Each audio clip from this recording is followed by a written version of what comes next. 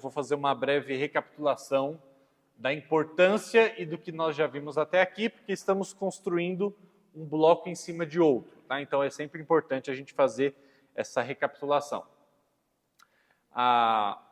Nós começamos falando, né? Primeiro, justificar o porquê estamos trabalhando isso e a importância desse livro, tá? A importância desse tema. Deus nos deixou com uma missão. Tá? E a missão da igreja, a razão de existir da igreja no presente momento é fazer discípulos de Cristo de todas as nações. A gente não pode negligenciar isso. Por isso que nos pequenos grupos, né, a gente tem enfatizado muito essa questão, por exemplo, dos alvos evangelísticos, de a gente entender que a gente não está aqui a passeio. A gente não está aqui, né, sem fazer nada, esperando a volta de Cristo. Não é isso. Nós temos uma missão. Se não tivéssemos uma missão, Deus poderia ter, né, nos levado ao céu imediatamente após a conversão. Mas não é isso que acontece. E se temos uma missão, e essa missão é fazer discípulos de Jesus, é o discipulado, é para isso que nós somos chamados, então como fazer discípulos é uma pergunta fundamental. Como que é o processo de, eu me tornar de fato um discípulo de Cristo, e como ajudar outros a se tornarem discípulos de Cristo. E aí, aonde esse tema se faz ainda mais necessário. Porque não é só porque tem a ver com a missão da nossa vida enquanto igreja, mas tem a ver também com a maneira pela qual nós temos sido ensinados, talvez desde que nos conheçamos por gente, que tem sido uma ênfase, e a defesa do livro é essa, muito racionalista. Uma ênfase que diz que porque o ser humano é definido como um cérebro no palito, né, como um ser pensante, eu penso, logo existo, né, seguindo a lógica de Descartes, nós achamos que porque o pensamento e a razão está no cerne, está no núcleo central do que significa ser um humano, nós achamos, então, que o processo de nos tornarmos, como Cristo, discípulos de Cristo, precisa ser, necessariamente, um processo do começo ao fim intelectual, racional.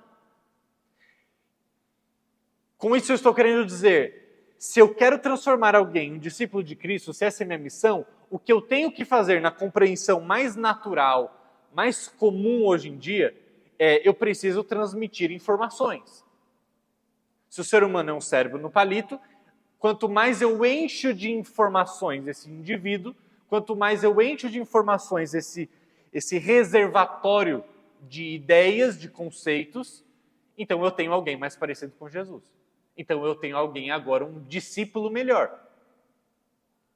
E isso nós abordamos a nossa própria busca pela santidade, achando que ter mais conhecimento levará imediatamente a uma maior santidade, ou achamos que o processo de discipulado, a missão que nós temos diante de nós, será resolvida, será concretizada apenas por meio de ensino. É ou não é? Quando temos algum problema na igreja, a primeira coisa que as pessoas pensam é, a gente deveria ter uma aula sobre isso. E aqui, de novo, não eu, e muito menos o autor do livro, está indo contrário à ideia de aula, à ideia da importância do ensino, até porque é isso que eu estou fazendo agora. Mas a gente tem essa percepção de que as coisas só vão mudar quando a gente tiver uma aula sobre isso. É por isso que quando eu trouxe a ideia de um pequeno grupo num outro formato, foi tão difícil no começo e para alguns tem sido difícil até hoje. Porque o que a gente está acostumado? Pequeno grupo é mais um ambiente na igreja em que a gente vai ter uma aula, que a gente vai ter um estudo. A gente tem um estudo à noite no culto, a gente tem um estudo de manhã na escola bíblica dominical, a gente quer ter um estudo durante a semana. Quando a gente faz reunião de oração, o que a gente tem, a gente não, a nossa igreja, mas geralmente o que a gente tem é mais um estudo. Talvez você já tenha participado disso. Você foi numa reunião de oração, achou que ia orar. Quando você viu, você estava lá numa palestra de 50 minutos, acabou com uma oração, foi o que vocês fizeram. Uma reunião de oração. Porque a gente está focado demais em achar que a transformação que acontece na nossa vida se dará apenas pela transmissão de informação. E é por isso que existe esse gap, essa distância entre aquilo que nós sabemos e aquilo que nós de fato fazemos. Sabemos que certas coisas são certas e certas coisas são erradas, mas no final das contas nos pegamos várias e várias vezes fazendo aquilo contrário àquilo que nós sabemos. Isso é comum na experiência de todo mundo. Nós sempre sabemos mais do que de fato nós praticamos. Porque não é sobre aquilo que nós meramente sabemos. E aí o autor do livro vai defender a ideia de que nós somos, antes daquilo que nós sabemos, nós somos aquilo que nós amamos. E ele vai propor essa definição do ser humano desse jeito, porque se o ser humano, antes de tudo, ele é aquilo que ama, então isso vai trazer uma forma absolutamente radical e diferente na maneira como a gente leva esse ser, que antes de ser um ser pensante, é um ser que ama, a um caminho de discipulado absolutamente diferente. Seja para o seu autodiscipulado, para a sua autoconfrontação, para a sua santificação, seja para você ajudar outros a fazer isso. Por isso que esse tema é tão importante. Por isso que esse é um dos livros, sem dúvida alguma, um dos top 5 que eu já li na minha vida e que um dos que mais me transformou de maneira prática. Porque eu também fui criado numa perspectiva de que a minha santificação pessoal e o meu discipulado em relação a outros se dá apenas e tão somente pela transmissão de novas informações. E então ele vai apontar para aquela pergunta que Jesus faz algumas vezes, o que você deseja? O que vocês querem?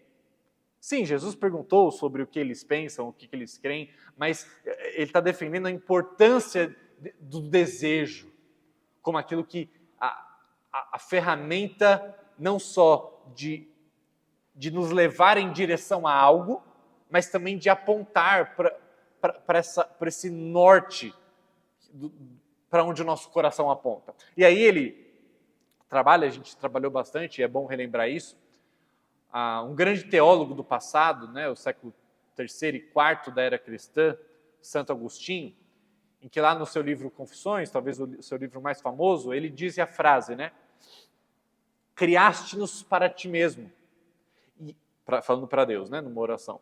E enquanto o nosso coração não repousa em ti, o nosso coração anda inquieto. Porque, como uma flecha, eu já usei esse exemplo, nós somos criados para atingir um alvo. Ser humano significa estar em direção a algum lugar. É estar em movimento ser um ser humano.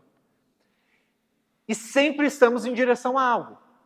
E Agostinho reconhece que Deus nos fez para estar em direção a Ele. E, portanto, ele vai definir pecado como estar em direção a qualquer outro lugar, ou pessoa, ou objetivo que não a Ele.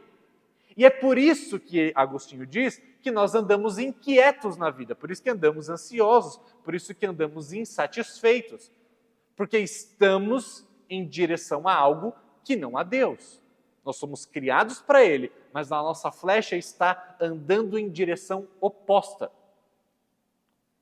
E ele fala que, no final das contas, é o nosso coração que deve repousar em Deus, mas o nosso coração está indo em direção em outro lugar. Ou seja, o que Agostinho nos ajuda? Ele ajuda a pensar que o centro da existência humana não é o cérebro, e sim o coração. E coração aqui não é o órgão cardíaco, de bombeia sangue, mas sim aquilo que um judeu naquela época de Jesus tinha como compreensão, o pano de fundo do judaísmo, no Antigo Testamento, que o coração é o centro da existência humana, de onde provém os desejos, de onde provém, sim, os pensamentos, de onde provém as emoções, a volição, tudo isso vem do coração. É lá que é o cerne da existência humana. É lá que Provérbios 4:23 diz, de tudo que se deve guardar, guarde o coração, porque dele procedem assuntos da vida.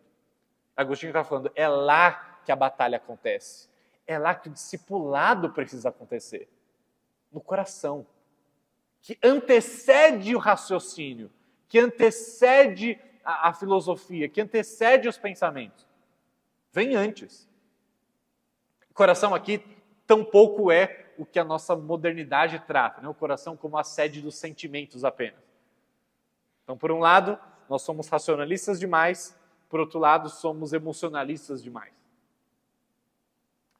E então ele, usando Agostinho, ele mostra que então precisamos reorientar os nossos desejos, ao invés de meramente reorientar as nossas ideias. E ele vai mostrar que o amor, então, é essa bússola do coração, que no final das contas é um hábito. Né? E aí ele vai concluir da seguinte maneira: se você é aquilo que você ama, e não necessariamente aquilo que você pensa. E se amor é um hábito, porque lemos lá na aula passada alguns textos sobre isso, né? Inclusive aquele texto que Paulo fala das virtudes, que o povo de Deus deveria se revestir de virtudes como se fossem roupas, e que por cima de todas essas roupas, essas virtudes, esses bons hábitos morais, o que é uma virtude, estaria o amor, que une todas essas coisas. Mostrando que o amor é que nos direciona para algo, é que nos leva em direção a algo. E é o amor que deve acoplar, juntar todas as virtudes nele, porque é o amor que nos direciona. Tá? E aí ele vai mostrar que a maneira como então o nosso coração muda, de novo, não é por meras informações transmitidas, mas por uma recalibragem do nosso coração em relação aos nossos amores, em relação àquilo que nós amamos. A visão de reino que nós temos. Lembra quando falamos na aula passada sobre isso? Nós somos direcionados por uma visão de reino, por um telos, por um objetivo. E toda a nossa vida é direcionada em relação a isso. Citei também, é muito importante lembrar, sobre aquela citação do Pequeno Príncipe. Se você quiser fazer com que as pessoas construam um barco para navegar no oceano, não as chame para coletar madeiras e outras coisas para construir aquele barco, mas chame-as a desejar o oceano. Cative a imaginação. Já falamos sobre como isso tem implicações práticas, por exemplo, na nossa evangelização, na nossa apologética. Às vezes a gente acha que é meramente convencer pessoas de argumentos racionais sobre a defesa da fé cristã, sobre a viabilidade do cristianismo, mas no final das contas não é isso. Nós primeiro amamos, nós primeiro desejamos uma visão da boa vida, e depois nós raciocinamos para defender o que nós amamos. Antes de tudo, somos seres que amam e depois pensam. Só que às vezes a gente quer inverter a ordem, achando que meramente mudar o que a pessoa pensa vai fazer com que ela ame diferente. Mas não é assim que acontece. Não sei se você já teve a oportunidade de conversar com alguém de uma outra fé, uma fé absolutamente indefensável, e quando você mostrou os problemas na estrutura de pensamento daquela pessoa, na estrutura da fé daquela pessoa, mesmo a pessoa percebendo que ela estava defendendo algo indefensável, ela não mudou de opinião. Eu já tive várias oportunidades assim. E você fala, se o ser humano é só um intelecto, então por que ela não mudou de opinião? Por que diante de fatos, por que diante de argumentos, ela não mudou de vida, não se transformou?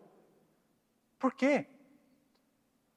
Porque alguém que sabe que, por exemplo, o cigarro vai matar a pessoa fica com mau cheiro, ela fica com dente amarela, ela só tem um monte de problema, não traz nenhum benefício. Por que fuma ainda assim? Por que a gente toma decisões idiotas ainda assim? Porque no final das contas tem mais a ver com aquilo que nós amamos. E é por isso que na nossa defesa da fé, por isso que na nossa evangelização, por isso que no nosso discipulado, por isso que na nossa criação de filhos, antes de a gente tentar, e por favor, o ensino tem o seu papel. Eu estou fazendo isso agora. Mas se a gente depender só dele, sem lembrar que nós somos antes aquilo que nós amamos e que a gente, primeiro de tudo, a gente deve cativar a imaginação. A gente deve pintar um quadro bonito, aonde se queira chegar. Eu nunca esqueço do Keller, do Timothy Keller, né, o pastor americano que morreu no passado, que ele falava o seguinte, não faça uma apresentação do Evangelho só para as pessoas serem convencidas dele. Mas pregue o Evangelho de tal forma que, pelo menos, no final da sua exposição, as pessoas digam, eu queria que isso fosse verdade. Cative a imaginação. Faça-as desejar o oceano. Mostre que se a Bíblia for verdadeira, se o Evangelho for verdadeiro, é a coisa mais gloriosa que a pessoa poderia desejar. Cativa as emoções. Cativa o imaginário. Faz com que a pessoa tenha uma visão de reino, que essa visão de reino, esse telos, esse objetivo, faça com que o seu coração comece a ser recalibrado. E depois, todo o arcabouço teológico, racional, intelectual, ele vai ter a sua utilidade. Nós estamos, inclusive o autor desse livro, ele é filósofo por profissão, por formação.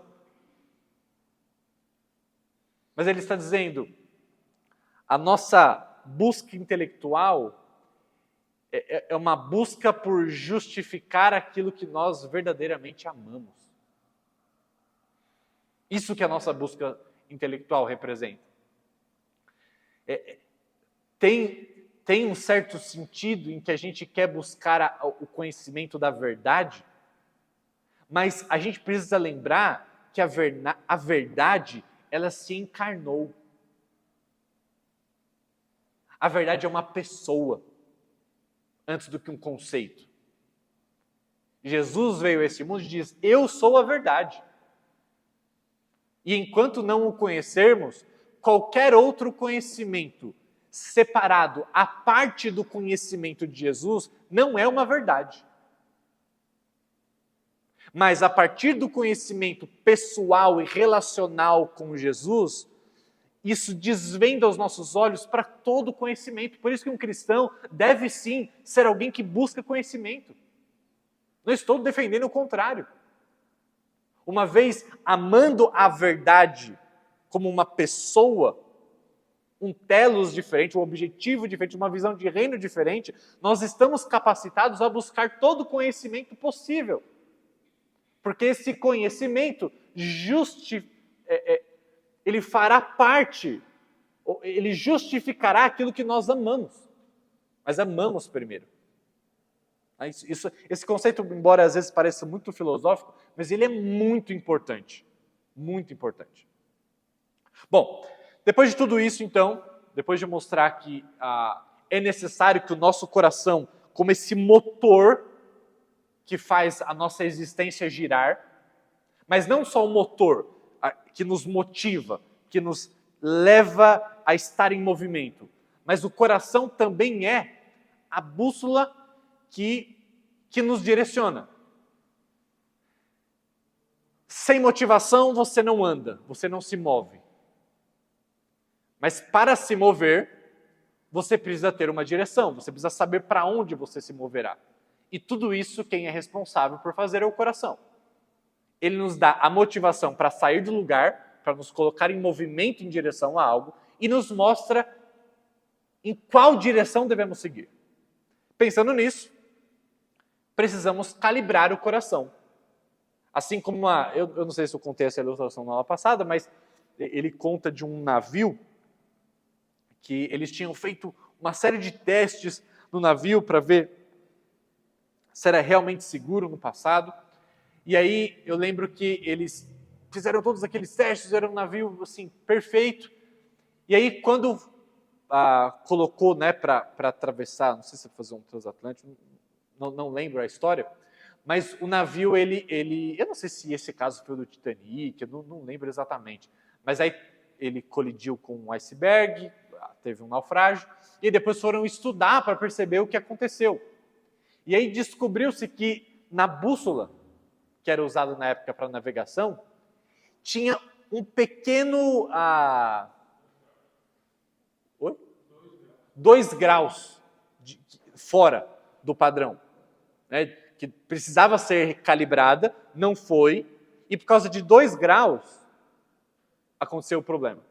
Mas por quê? Porque 2 graus aqui, se eu pegar uma linha reta aqui, e você pensar, mas eu não estou na linha reta, eu estou 2 graus um pouquinho para a direita, pode não parecer nada.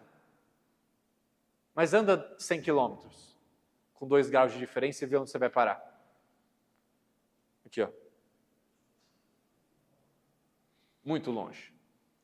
O nosso coração está sempre em movimento e com pequenas divergências, com pequenos desvios do nosso norte. Fomos criados para Deus, Agostinho diz. Um pequeno desvio, sendo trilhado por algum tempo, é um grande desvio. Recentemente eu estava conversando com alguém, Samuel, ele está assistindo o Breaking Bad não. Breaking Bad. É a série lá do professor de química, que acaba virando um traficante. É uma série muito boa, é bem antiga. E é interessante essa série, porque ela tira o estereótipo da nossa cabeça de um traficante, e ela mostra alguém que era uma pessoa moral, um homem de bem, um professor que queria o bem dos alunos. Vai mostrando um cara ideal. E aí, de repente, esse cara tem câncer, acontece um monte de coisa, e no final da série, ou no decorrer da série, você vai percebendo que o cara, ele é capaz de tanta maldade, de tanto mal, de tantos absurdos, que você jamais imaginaria que um bom professor de química, moral, com filho, com esposa, um cara da classe média, um cara bom, chegaria num nível daquele. Mas o legal é que a série vai te convencendo como isso é possível e como ela faz isso. Pequenas concessões. Pequenas. Ele não começou da noite para o dia, ele não acordou um dia, eu não vou para a escola hoje dar aula, eu vou vender metafetamina. Não.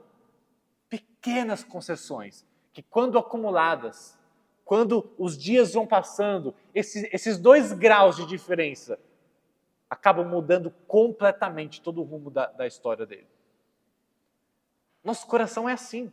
E enquanto nós não percebemos que precisamos dessa recalibragem o tempo inteiro, e aqui eu não estou me referindo apenas ao domingo, que é uma parte fundamental dessa recalibragem do coração. Eu estou me referindo aos hábitos e liturgias de todo santo dia, que vão reorientando ou desorientando os amores do nosso coração, ou aumentando o grau da diferença, ou nos levando em cada vez mais longe por uma direção contrária. Em suma, se você é o que ama, e amor é um hábito, uma coisa que você faz repetidas vezes, a ponto de ou virar uma virtude, se for um hábito moral bom, ou um vício, se for um mau hábito moral. Se você é o que ama, e o amor é um hábito, logo o discipulado é uma reformulação dos hábitos dos seus amores. Vou repetir. Se nós somos aquilo que nós amamos, e se o nosso amor é um hábito, que tem a ver com aquilo que a gente faz repetidas vezes, e não meramente com aquilo que a gente joga para dentro da nossa cabeça, embora tenha o seu papel isso, então o discipulado precisa ser, antes do que uma sala de aula, antes do que uma revistinha do discipulador, o discipulado precisa ser uma reformulação dos hábitos dos seus amores. É com essa ideia que nós criamos o pequeno grupo que nós temos. Pequeno grupo chato. Pequeno grupo que o líder tem que ser chato. Essa é a prerrogativa do líder. Ele tem que entrar na sua vida, ele precisa perguntar como você está, ele precisa saber quais são os seus hábitos. A gente vai precisar prestar contas uns para os outros, de como é a nossa liturgia semanal, as nossas rotinas, o que fazem parte das nossas rotinas que não deveriam fazer parte, e o que não faz parte deveria estar fazendo parte. E como colocar essas coisas em funcionamento. Que repetições do dia a dia precisamos estar fazendo para que as nossas virtudes sejam formadas, para que o nosso amor seja redirecionado de volta para Deus.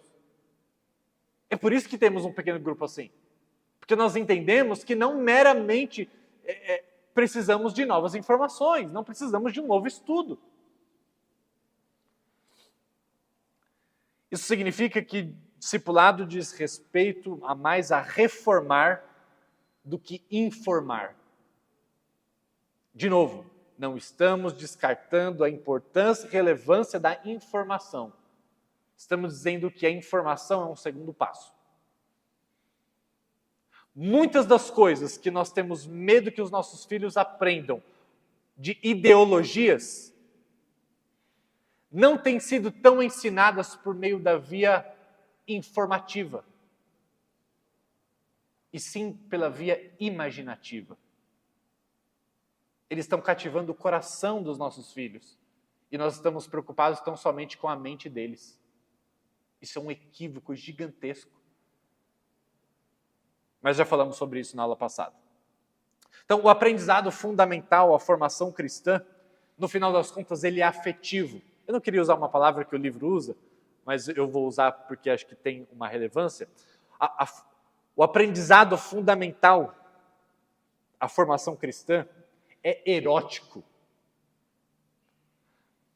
No sentido de que, dessa paixão do coração,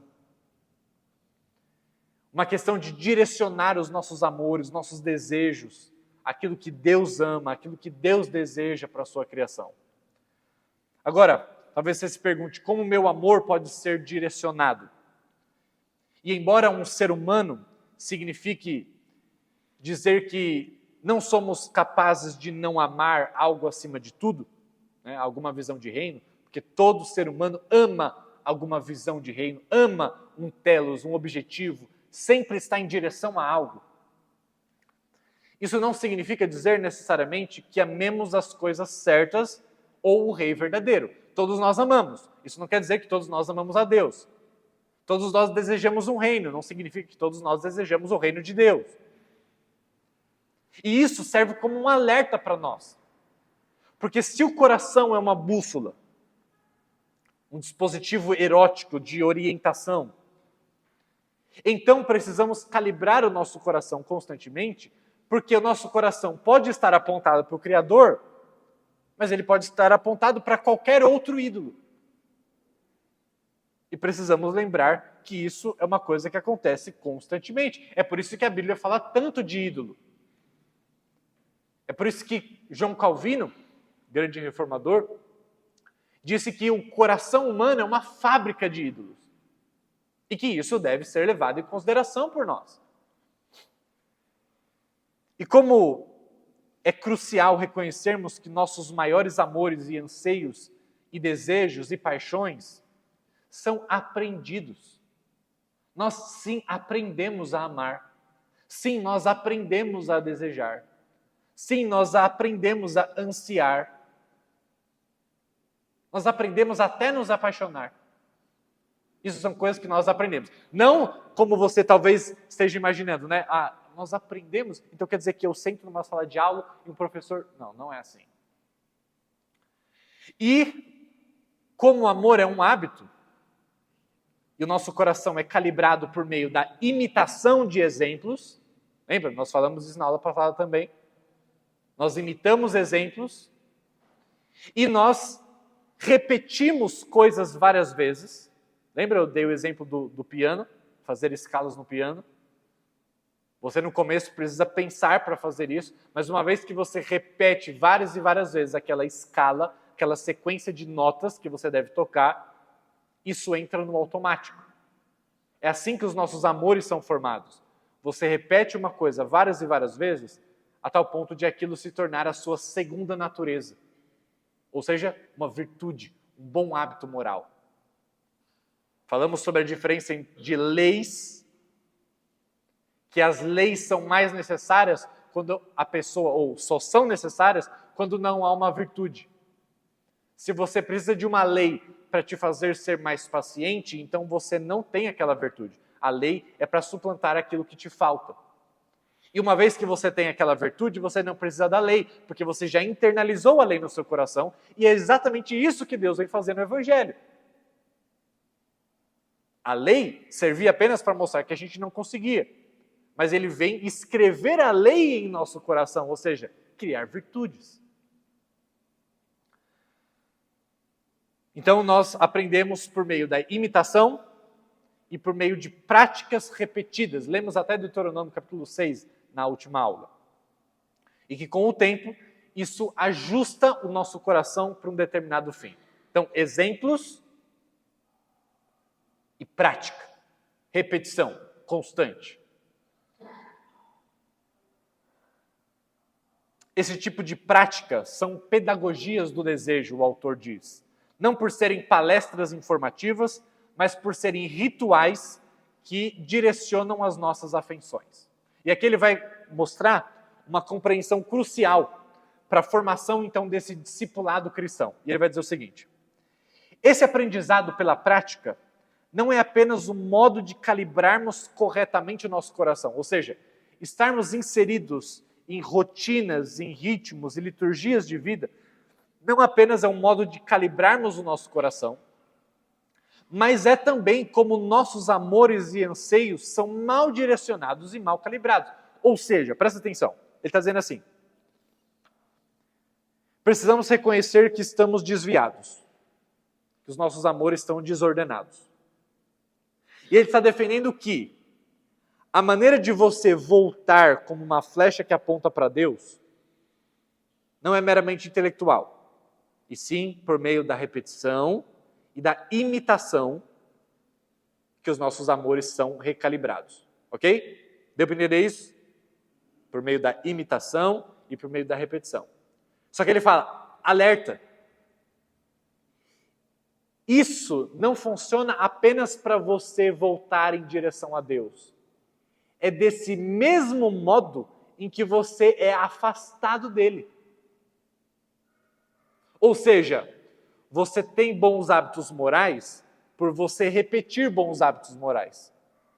Mas você tem maus hábitos morais também pela mesma razão, por você repetir essas coisas. Você tem virtudes porque você repetiu algum comportamento muitas e muitas vezes. Mas você tem vícios porque você repetiu um comportamento muitas e muitas vezes. Você é direcionado de volta para Deus por ter bons exemplos, mas você é direcionado para longe de Deus por ter maus exemplos.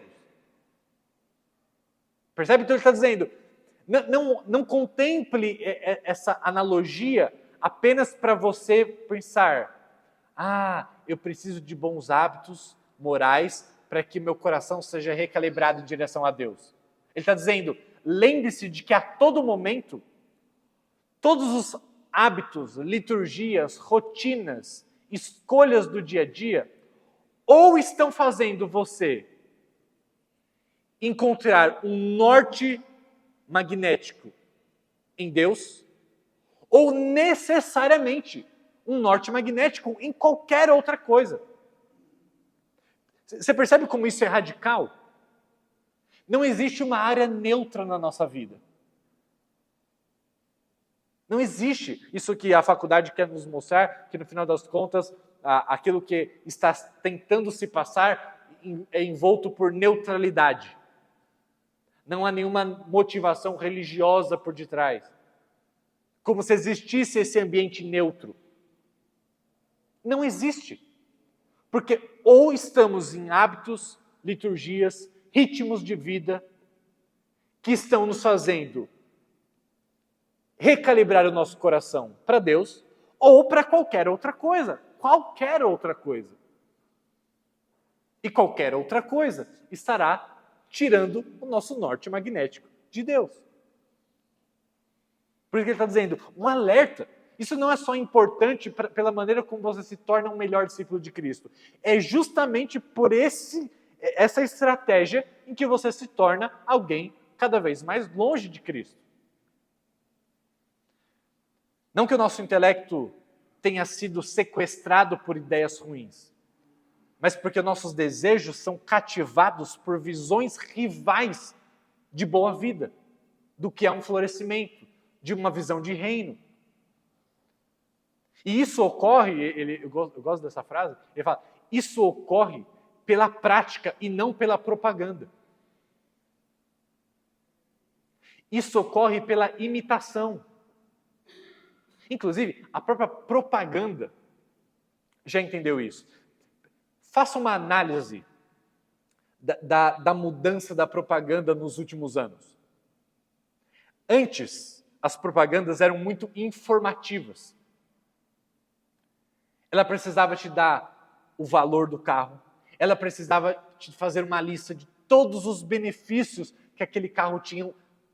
Hoje você vê uma propaganda de carro, basicamente é um carro andando pela rua. Algumas coisas fogem do padrão, às vezes ou outra ele mostra algum benefício, mas uma série de propagandas. E aqui não é só para vender carro, um monte de outras. Geralmente você fala, mas qual é a ideia? Que informação nova ele está me passando? Às vezes nenhuma. Mas ele está cativando a sua imaginação.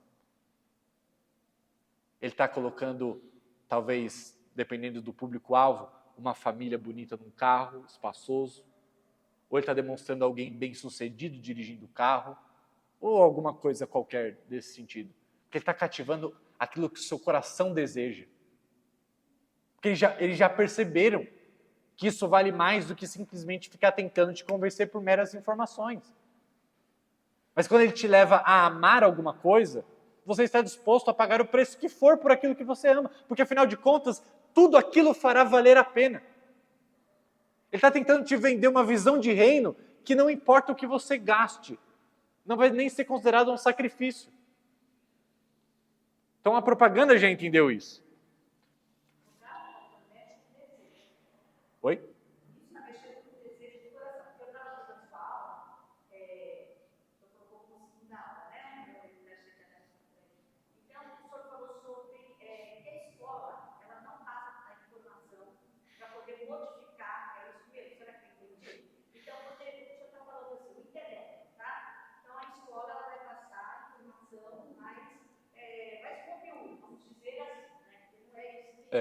Não.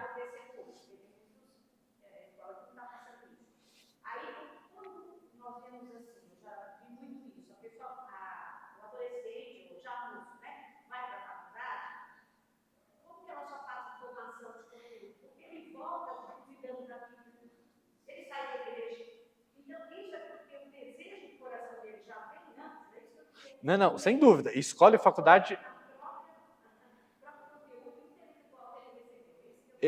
A gente não está descartando a importância da informação. Em nenhum momento. Até porque eu estou fazendo isso agora. Mas o ponto é, eu não acredito que é por essa via que alguém que passou a vida inteira numa igreja e depois vai para o ambiente universitário e aí agora abandona a fé porque o professor de física demonstrou claramente, com argumentos incontestáveis, que Deus não pode existir por conta de tais e tais leis. A pessoa amou uma visão. Primeiro, 2 erros aqui. Um erro da nossa parte. Às vezes a gente não deu o devido valor a cativar a imaginação e os amores do nosso filho. Por outro lado, o mundo está fazendo isso muito bem. E não só quando a pessoa está na sala de aula. Na sala de aula ela vai estar recebendo informações que nunca são neutras. Nunca são neutras. Mas o que a gente não pega, e o meu ponto é esse, eu estou enfatizando que a gente não está prestando atenção. A gente está prestando muita atenção no que é ensinado em sala de aula, e beleza, a gente tem que cuidar da transmissão de conteúdo. Mas o que a gente não pega é muito pior. É uma cortina de fumaça. É o ambiente. Quais são os ídolos da nossa cultura? Quando você segue alguém no Instagram, quando você assiste um filme, você vê uma série, você escuta uma música, quem são os ídolos? Quem são aqueles que a nossa cultura está dizendo que devem ser imitados? É o Neymar, por exemplo. A gente aprende a valorizar, a gente coloca camiseta nos nossos filhos pequenos, de time, com o escrito Neymar, dizendo assim, esse é um paradigma, esse é um padrão. Eu sei que pai nenhum que seja verdadeiramente crente vai falar, filho, imite o Neymar. Mas a gente vive num contexto todo que a gente não precisa dizer isso para o nosso filho. Que ele vai olhar para tudo aquilo e vai falar assim, isso é uma vida boa. Ele vai olhar para o ambiente universitário, ele vai olhar para as festas, ele vai olhar para as amizades, ele vai olhar para uma série de coisas que acontecem e de uma comunicação não necessariamente verbal, ele vai estar entendendo o que é a boa vida. E aí quando um professor universitário chega para ele e vai explicar, bom, eu vou te dar as justificativas racionais, que só é o que você precisa, para abandonar de vez aquilo que você já não desejava. É isso. A pessoa já não desejava, a pessoa não aprendeu a amar a Deus acima de todas as coisas. A pessoa não aprendeu a ansiar a visão de reino de Deus.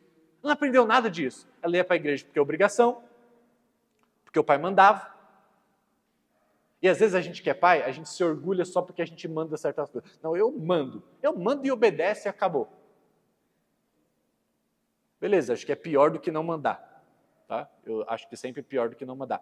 Mas se é só mandar, você não está cultivando necessariamente nada. Se você não está agindo para fazer com que aquilo seja desejado, que aquilo seja almejado, mostrando que, como o Tim Keller fala, eu não quero apenas que você seja convencido, eu quero que você aprenda a desejar isso. Aí a gente vai chegar depois e alguém vai dar a informação que você nunca deu, ainda que não seja verdadeira, mas para a pessoa vai ser suficiente. Porque até então, aquilo que ela sabe, que os pais ensinaram, e às vezes ensinaram muito do mal feito ou muito pouco. Eu estava essa semana conversando com a minha esposa, ela estava falando de uma frase do Paul Washer, que ele fala assim, seu filho fica não sei quantas mil horas na educação pública, ouvindo informações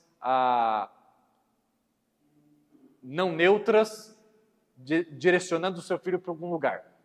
E aí você leva o seu filho, uma vez na semana, na escola bíblica dominical, para ele pintar a Arca de Noé. E você se pergunta por que você está perdendo. Então, estou falando só de, mesmo no campo das informações, a gente tem dado muito menos do que outras pessoas. Mas beleza. Aí essa pessoa tem essas informações, mas os seus amores estão desordenados com as informações que ela tem. E isso cria um conflito interno. Isso cria uma ansiedade, isso cria um problema. Quando você consegue ter informações que justificam os seus desejos, casamento perfeito, acabou. Agora sim, pai, estou fora da igreja. Era o que eu precisava. Porque agora eu tenho toda a justificativa racional para aquilo que meu coração já ama há muito tempo. E talvez eu não conseguia lidar com isso. Existia uma dificuldade dentro de mim, mas agora as coisas fazem sentido. Agora meus olhos foram abertos. Então eu acho que deu para responder a pergunta? Deu? Pode falar.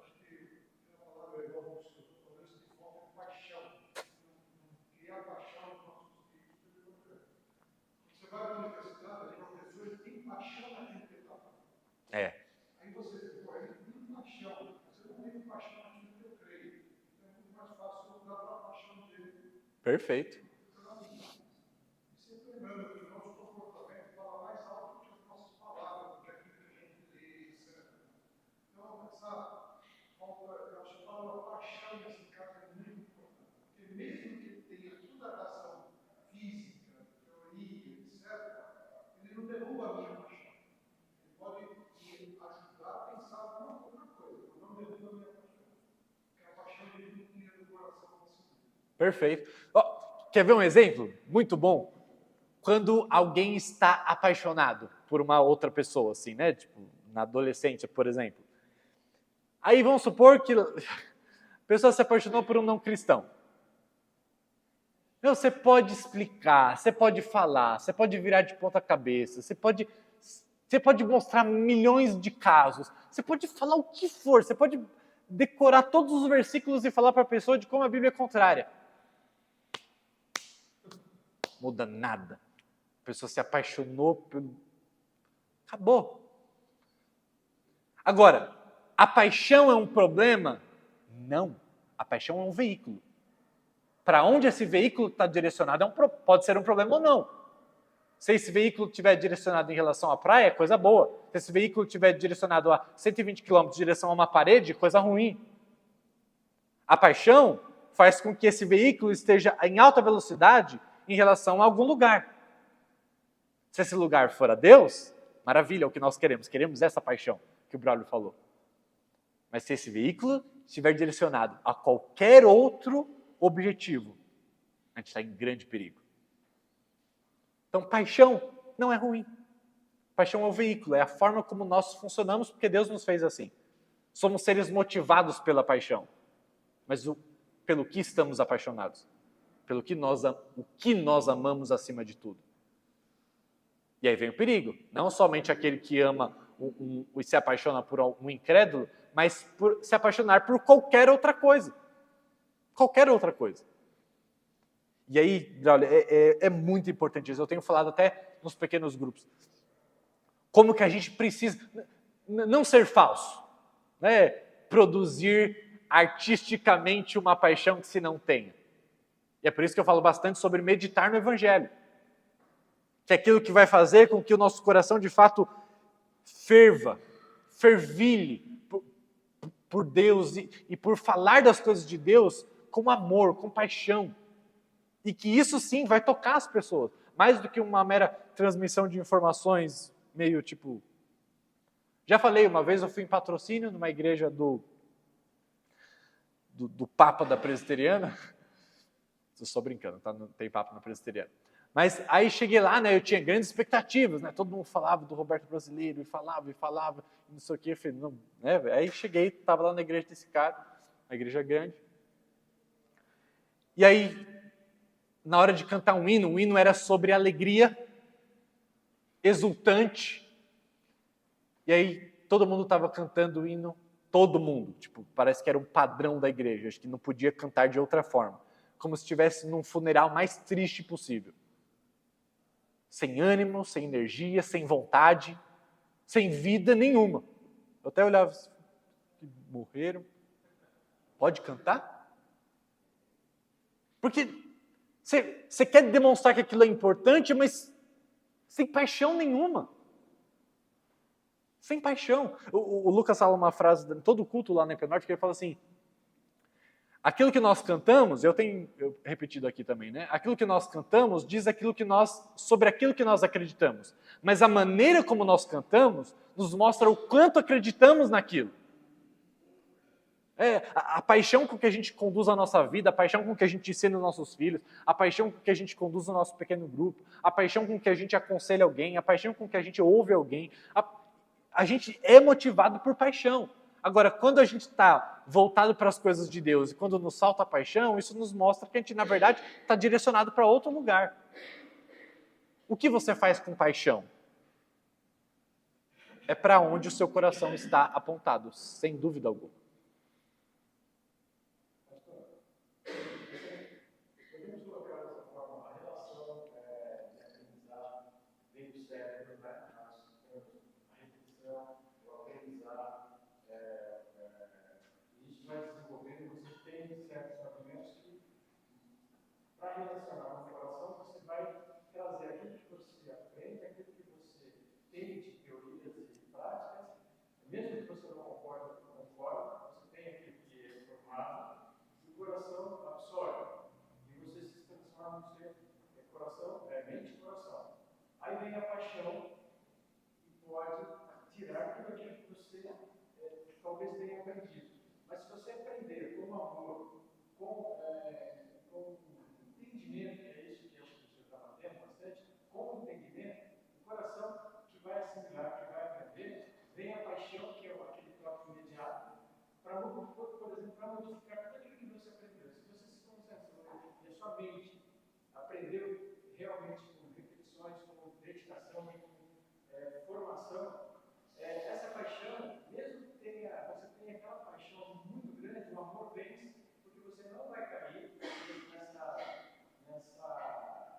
ação que é menor que o amor. Então, essa valorização que se tem, a paixão de um professor de cursinho, que fala bonito, que faz aquela festa lá na frente, não vai tirar que você realmente aprendeu, você tem a capacidade e você já se formou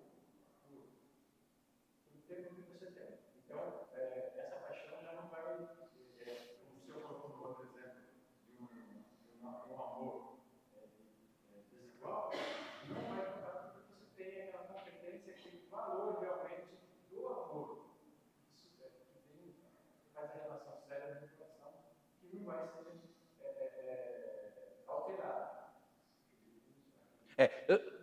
Isso só faria uma pontuação de vamos tomar cuidado quando a gente fala de cérebro e coração. Porque, embora a gente fale, né, que o ser humano não é um cérebro no palito, mas estou dizendo assim, o coração é um órgão que pensa também. Então, quando a gente fala cérebro e coração, parece que a gente está tentando falar pensamento e desejos. O ponto é, o coração, como esse núcleo fundamental dos nossos amores, ele pensa, ele deseja, ele se emociona, ele faz tudo. Então, não é que a gente está tentando mudar o lugar, a gente só está falando que é o coração que pensa. Entendeu? E o nosso coração que pensa, o combustível dele é o amor.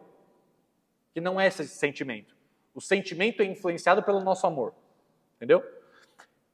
Agora, na parte da informação, né? Porque a informação é importante.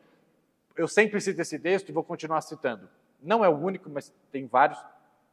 Mas, por exemplo, o Salmo 119 é muito claro quanto a isso. Por isso que eu obriguei o pessoal lá de casa a decorar. De que maneira poderá o jovem guardar puro o seu caminho? Observando segundo a tua palavra. E o versículo 11, meninas? Pode falar. Guardei a tua palavra no meu coração para não pecar contra ti. E aqui guardar a palavra no coração tem a ver, sim, com a palavra propositiva, informação da palavra, conhecimento da Escritura, mas guardar no coração é guardar nesse núcleo dos nossos amores, é fazer com que aquele conhecimento seja amado. Ele poderia ter falado, olha, eu escrevi aqui para não esquecer. Eu decorei só. Ele não falou isso, ele falou, guardar no coração. Tem a ver com a informação que você adquire, que você precisa ler, precisa estudar, precisa ouvir. Mas aonde você guarda essa informação é que modifica. É porque muitos não cristãos que nunca aprenderam a amar a Deus leram a Bíblia de ponta a ponta, e às vezes muito mais do que muitos cristãos. Mera informação não traz transformação. Mas quando a informação atinge e é guardada no coração, aí há transformação. Aí que o jovem pode guardar por o seu caminho. Até pouco falávamos sobre os jovens no ambiente universitário. Como que o jovem pode suportar um ambiente universitário tão hostil à fé cristã? Observando segundo a tua palavra. Olha que 2 versículos importantíssimos. Primeiro, a importância da informação sendo trazida, mas guardada no coração, na sede dos meus amores. Mas como que o jovem guarda por o seu caminho? Não só conhecendo, observando nessa revista atualizada, que é a versão que eu decorei, na verdade é a ideia de praticando. Ou seja, de que maneira poderá o jovem guardar por o seu caminho? Pegando essa palavra que foi guardada no coração e colocando na prática. Tem um professor que ele era de hebraico e ele falava sobre aquele texto em Provérbios, né, que a gente gosta de usar como promessa. Ensina a criança no caminho que deve andar e ainda quando for mais velha não se desviará dele. Tem um monte de coisa interessante nesse texto, mas não vou me delongar muito aqui. Mas ele falava que a ideia desse texto é a seguinte, pensa você está andando no meio de um mato e aí você vai caminhando com seu filho por um mesmo caminho muitas e muitas vezes. Quando você faz isso, o que você está fazendo é criando uma trilha. Você está criando pegadas que a cada vez que você passa por ali, mais esse chão vai ficando mais fundo. Mais fica nítido a diferença do que é mato e do que é caminho. E se você andar por muitas e muitas e muitas e muitas vezes pelo mesmo caminho, vai ser difícil que o seu filho saia do caminho, porque é mais fácil você caminhar por onde a trilha já foi formada. Ou seja, observar segundo a tua palavra é: eu sei qual é o caminho que eu devo andar, eu guardo esse caminho no meu coração no sentido desse telos, desse objetivo, dessa visão de reino, da boa vida, para onde meu coração me direciona. Mas eu consigo isso na medida que eu ando passo a passo, decisão após decisão, rotina após rotina, hábito após hábito, ritmo de vida após ritmo de vida, liturgia após liturgia de vida, na direção daquele caminho. De que maneira poderá o jovem guardar por o seu caminho? Praticando à luz da palavra de Deus, colocando em prática e repetindo aquilo várias e várias vezes. É assim que o jovem guarda por o seu caminho. Informação, prática, amores. Percebe como a palavra de Deus ela está dando o caminho para a gente. Portanto, todos os tipos de ritmos, rotinas culturais, são, na verdade, rituais que funcionam como pedagogias do desejo. Ensinam-nos a desejar alguma versão da boa vida. E agora, presta atenção nessa frase. Essa frase é muito importante. Esses hábitos, essas rotinas, essas liturgias, que a gente depois vai explicitar uma série de possibilidades de liturgias e como isso tem afetado os nossos amores de maneiras diferentes. Mas olha essa frase. Essas coisas não são apenas algo que nós fazemos. Essas coisas têm feito algo em nós. Ele, por exemplo, eu acho que eu já devo ter citado, não lembro, mas ele cita mais para frente no livro a ideia do estádio de futebol. Na verdade, acho que ele cita mais o shopping. O estádio de futebol é uma coisa, acho que eu que estou trazendo mais, porque no contexto lá, acho que, embora é que o futebol deles é um futebol diferente do nosso aqui, né? Mas tem o mesmo fanatismo, a mesma religião por detrás. E ele vai demonstrar que, na verdade, aquilo que a gente está fazendo e que a gente acha que é simplesmente uma via de mão única, nós estamos fazendo algo, ele está dizendo, isso que você está fazendo algo em você e você nem ao menos percebe isso. O ritmo de vida que você tem, as liturgias do dia a dia, as coisas que você faz, estão fazendo algo em você, seja para o bem, seja para o mal. O período que você tira diário com a sua família para orar, ler a Bíblia, cantar junto, orar junto, meditar na palavra de Deus, não é uma coisa só que você está fazendo. Isso está fazendo algo em você. Do contrário, se você tem um estilo de vida em que você, por exemplo, não prioriza a sua família, ou que você faz coisas meio duvidosas ou estranhas, não é uma coisa só que você está fazendo. Isso está produzindo e retroalimentando coisas em você. As nossas práticas sempre estão fazendo algo em nós. E isso deve ser consciente para a gente. Como hoje as minhas liturgias, os meus hábitos, os meus padrões estão produzindo algo em mim. Sabe por que na última Páscoa agora, que a gente fez o culto da crucificação, na sexta-feira, e a gente apagou a luz, e a gente colocou as velas aqui, e a cada palavra que Cristo falava na cruz, a gente ia apagando uma vela, e acabou o culto no escuro, e a gente foi para casa em silêncio, sem falar nada com ninguém, para a gente voltar no domingo pela manhã, e aí celebrar a ressurreição. Sabe por que a gente fez isso? Por conta desse livro. Inclusive é esse livro que dá essa ideia. Porque ele fala que quando a gente participa de momentos assim, dessas liturgias, que é muito mais do que um professor aqui ensinando, né? Aconteceu isso, tal hora, de tal dia, Jesus foi para a cruz, depois... Ele está falando, quando a gente encena, quando a gente incorpora o momento, torna um momento visual, torna um momento afetivo, quando a gente cativa as imaginações, a gente está criando uma memória afetiva, a gente está criando um caminho no coração que é por uma via que a pessoa não está acostumada. Então, esse tipo de tradições a família precisa criar, por exemplo. A família precisa fazer coisas sabendo que essas coisas que ela está fazendo está produzindo algo. Seja para tomar a decisão de parar de fazer certas coisas, que parecem inofensivas, mas não são, e começar a fazer outras coisas que farão diferença, que não são apenas coisas que você faz, mas são coisas que estão fazendo algo em você. Isso significa, eu já estou terminando, que a formação dos nossos amores é conduzida pelo Espírito por meio de uma recalibragem, um redirecionamento do nosso coração, dos nossos amores. E precisamos, por último, reconhecer como esses rituais podem ser práticas de modelagem do amor que formam e deformam os nossos desejos. Então, seremos intencionais quanto a tomar medidas de reação.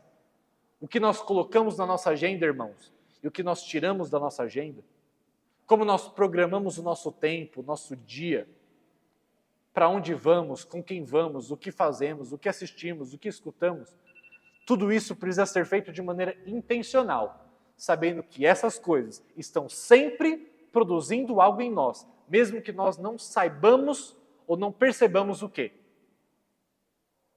É assim que aprendemos a amar. Ok? Então, por hoje é só. Se você tiver alguma dúvida, você pode vir me procurar aqui, e aí eu vou poder conversar com você. Bom, vamos orar? Senhor Deus, obrigado, Pai, pela Tua palavra que nos guia a toda a verdade. Obrigado pelo Espírito que também nos guia a toda a verdade. E obrigado por Jesus Cristo, que é a verdade encarnada. Obrigado porque o Senhor nos amou primeiro e por isso podemos amar o Senhor. Mas queremos fazer isso de um modo ainda mais calibrado, de um modo ainda mais puro. Queremos ter vidas voltadas tão somente para o Senhor, para que o nosso coração não ande inquieto, mas que encontremos o verdadeiro repouso no Senhor. Ajuda-nos a amá-lo e a Ti somente. Então ajuda-nos a pensar em nossos hábitos, liturgias, rotinas, comportamentos do dia a dia. Ajuda-nos a imaginar a visão de reino que o Senhor nos dá. Ajuda-nos a tomar como exemplos aqueles a que o Senhor tem colocado na nossa vida, que são bons exemplos. Como Paulo diz, sede meus imitadores, assim como eu sou de Cristo. Que dessa forma, Deus, sejamos moldados pelo seu caráter, que possamos ter formado em nós as tuas virtudes, para que aprendamos a amar o Senhor de todo o nosso coração, de toda a nossa alma, de toda a nossa mente, e assim cumprirmos a missão para a qual o Senhor tem nos chamado. Senhor, oramos em nome de Jesus. Amém.